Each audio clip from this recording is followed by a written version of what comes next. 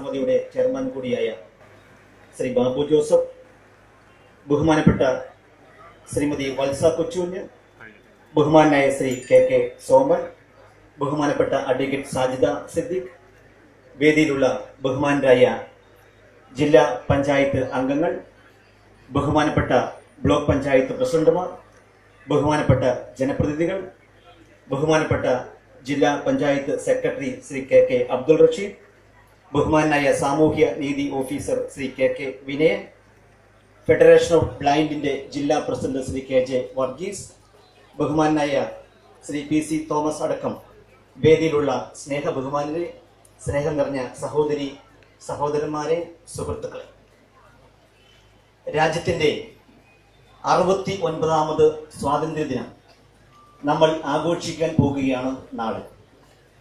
ഈ ചടങ്ങിന്റെ പേര് തന്നെ വിഭിന്ന ശേഷിയുള്ളവർക്ക് സൗജന്യമായി മുച്ചക്ര വാഹനം നൽകുമ്പോൾ അതിന് കൊടുത്ത പേര് സ്വാതന്ത്ര്യ സ്നേഹവാഹനം എന്നുള്ളതാണ്. 700 പേർക്കാണ് ഇന്ന് സ്വാതന്ത്ര്യ സ്നേഹവാഹനം നൽകുന്നത്.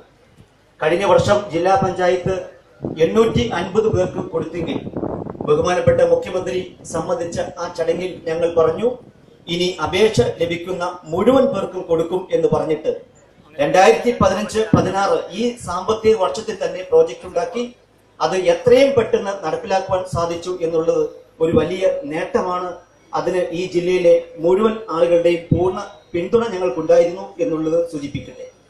ബഹുമാനായ മുഖ്യമന്ത്രിയുടെ ആദ്യത്തെ ജനസമ്പർക്ക പരിപാടി നടക്കുമ്പോൾ വിഭിന്ന ശേഷിയുള്ള നിരവധി ആളുകൾ അദ്ദേഹത്തെ വന്നു കണ്ട് പറഞ്ഞത് ഞങ്ങൾക്ക് സഞ്ചരിക്കുവാൻ വേണ്ടി ഒരു വാഹനം നൽകണം എന്നതാണ്. മുഖ്യമന്ത്രി അന്ന് സ്വയംഭരണ സ്ഥാപനങ്ങളോട് അഭ്യർത്ഥിച്ചു, നിങ്ങൾ ഈ പദ്ധതി ഏറ്റെടുക്കണം, മുഴുവൻ വിഭിന്ന ശേഷിയുള്ളവർക്കും വാഹനം നൽകണം എന്ന് പറഞ്ഞപ്പോൾ ആ പദ്ധതി അദ്ദേഹത്തിന്റെ വാക്കുകൾ കേട്ട് ഞങ്ങൾ ഏറ്റെടുക്കുകയാണ് ചെയ്തത്.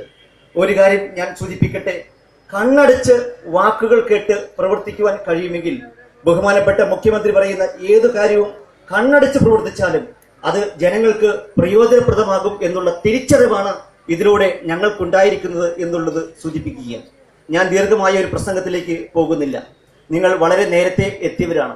1 മണിക്ക് എത്തണം എന്ന് പറഞ്ഞപ്പോൾ തന്നെ 12 മണിക്കും 11 മണിക്കും നിങ്ങൾ എത്തി എന്ന് എനിക്കറിയാം.